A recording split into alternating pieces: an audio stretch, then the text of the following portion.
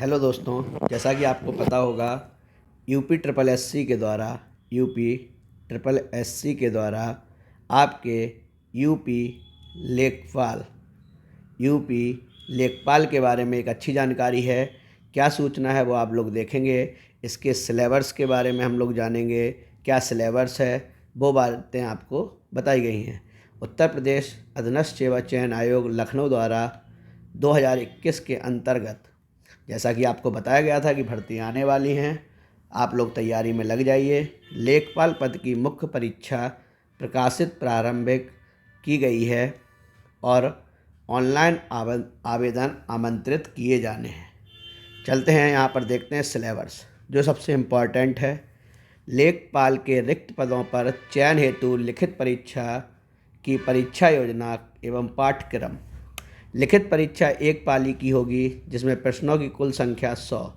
तो टोटल जो प्रश्न रहने वाले हैं वो कितने रहने वाले हैं? 100। समय अवधि 2 घंटा। ये बहुत अच्छा टाइम है, आपको 100 क्वेश्चन 2 घंटे, मतलब जितने क्वेश्चन हैं उससे ज़्यादा आपको समय दिया जा रहा है, 120 मिनट। परीक्षा के प्रश्न वस्तुनिष्ठ या बहुविकल्पी। वस्तुनिष्ठ एवं बहुविकल्पी का मतलब है कि आपको इसमें 4 ऑप्शन दिए जाएंगे और उसमें एक आपका आंसर होगा। प्रत्येक प्रश्न 1 अंक का होगा। कहने की चीज़ें यहाँ पर बहुत सी चीज़ें हमें देखने को मिली। टोटल जो क्वेश्चन होंगे वो 100 होंगे। टोटल जो समय होगा वो 120 मिनट होगा, जो किसके बराबर होगा? 2 घंटे के बराबर। एक तीसरी चीज़ जो पता चली कि प्रत्येक क्वेश्चन 1 नंबर का होगा। प्रत्येक प्रश्न 1 नंबर का होगा। यहाँ पर कितने विषय हैं? तो 1 2 3 4 विषय आएंगे, जिसमें पहला होगा सामान्य हिंदी। सामान्य हिंदी में 25 क्वेश्चन आएंगे और 25 अंक के होंगे। दूसरा होगा सब्जेक्ट गणित। गणित में 25 क्वेश्चन आएंगे और 25 अंक का होगा। तीसरा होगा सामान्य ज्ञान। 25 क्वेश्चन होंगे और 25 ही नंबर होंगे। ये सब्जेक्ट आपको देखने को मिलेगा, ये हमेशा ही आपको लेखपाल में आएगा। ग्रामीण परिवेश, ग्राम समाज एवं विकास, इसके 25 क्वेश्चन 25 नंबर। तो कहने का मतलब है कि 100 क्वेश्चन और 100 नंबर का ये पेपर होगा और समय होगा 2 घंटे 120 मिनट।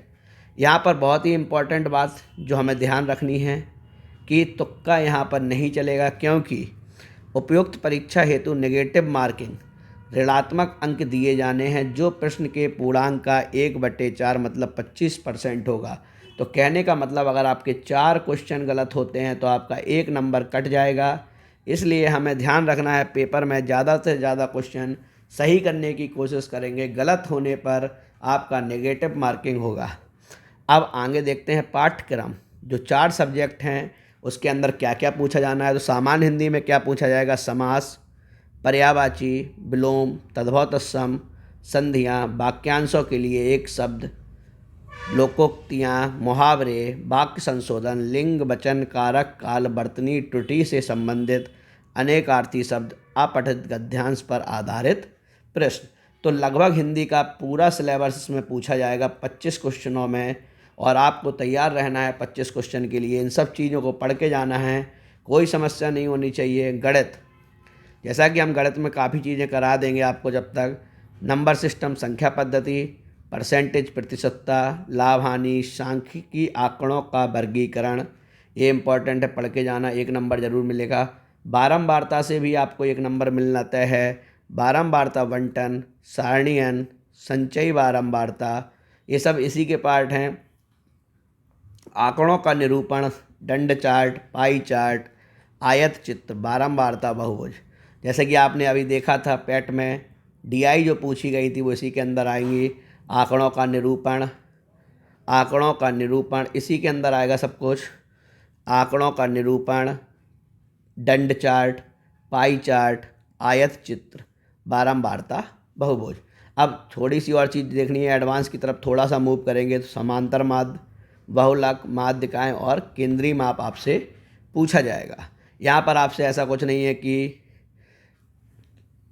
हाँ आगे पूछा गया है, ये ध्यान रखना है। बीज गणित और रेखा गणित भी पूछी गई है, यानी एडवांस का भी पार्ट ये लोग रखेंगे। रेखा गणित में त्रिभुज संबंधी, पाइथागोरस प्रमेय, त्रिभुज, आयत, वर्ग, समलंब, समांतर चतुर्भुज, समचतुर्भुज के परिमाप, क्षेत्रफल, वृत्त, परिधि और क्षेत्रफल।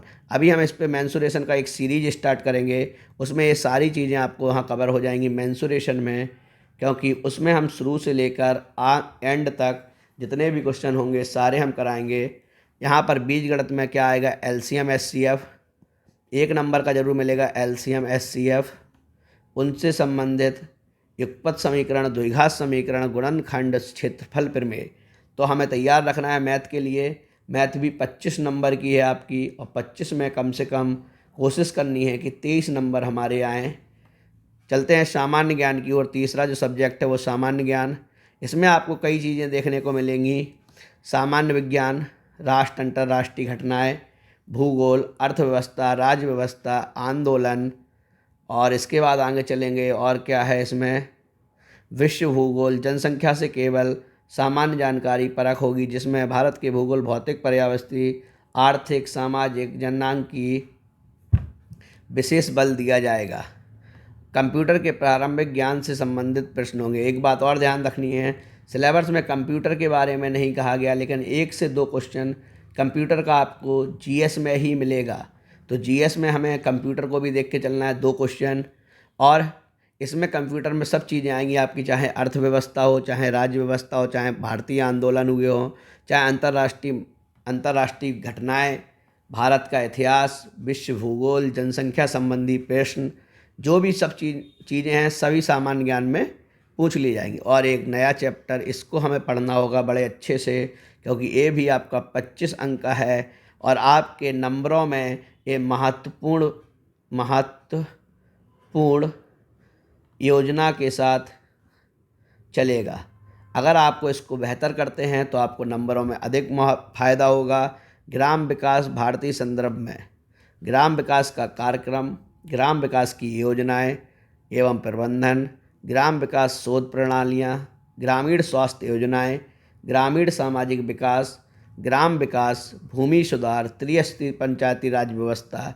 ये देखो संविधान का क्वेश्चन है, लेकिन यहाँ पर आपसे पूछा जाएगा, क्योंकि यहाँ पर तीन स्तरीय पंचायती राज व्यवस्था केंद्र राज्य सरकार की ग्राम विकास से संबंधित योजनाएं। तो इतनी चीज़ें आपसे पूछी जाएंगी। और आपको इस वाले चैप्टर को, क्योंकि बहुत ही कम लोग इसको पढ़ते हैं, तो कहीं ना कहीं से हमको व्यवस्था करके इसको पढ़ने की कोशिश करनी है। लगभग 20 अंक इसमें मिल जाएं 25 में। कोशिश इतनी करनी है कि 20 से प्लस ही हो जाएं, लेकिन 20 से प्लस नहीं होते तो कम से कम 20 अंक हमको मिल जाएं। और आप ध्यान रखना कि जो यहाँ पर बात की गई है जीएस की, जीएस के लिए आप लोग परमानेंट तैयारी करते हैं, हर पेपर में जीएस पूछा जाता है, तो जीएस के लिए आपको हर चीज़ पढ़ते हुए चलना है। मैथ की बात रही तो मैथ बहुत से लोगों की कमज़ोर होती है, बहुत से लोगों की अच्छी होती है। जिसकी अच्छी है उसको लिए तो प्लस पॉइंट है, जिसके लिए नहीं है वो सीखने की कोशिश करें। और सामान्य हिंदी सभी को पढ़ना है, कई किताबें आती हैं, आप कोई भी किताब ले सकते हैं। तो आपको ध्यान रखना है 100 नंबर का क्वेश्चन का पेपर होगा और 100 ही नंबर आपको मिलना है। और जो सबसे इम्पॉर्टेंट बात याद रखनी है, माइनस मार्किंग होगी। तो एक बात ध्यान रखना है कि माइनस मार्किंग होगी, इससे हमको बचना है गलत क्वेश्चन करने से। हमें क्वेश्चन को गलत नहीं करना है, ये बात ध्यान रखनी है। और आपके लिए बड़ी भर्ती है, क्योंकि आप लोग लगातार भर्तियों का इंतज़ार कर रहे हैं, तो आपको इस भर्ती के लिए भरपूर मेहनत करनी है और सफल होना है। Thank you.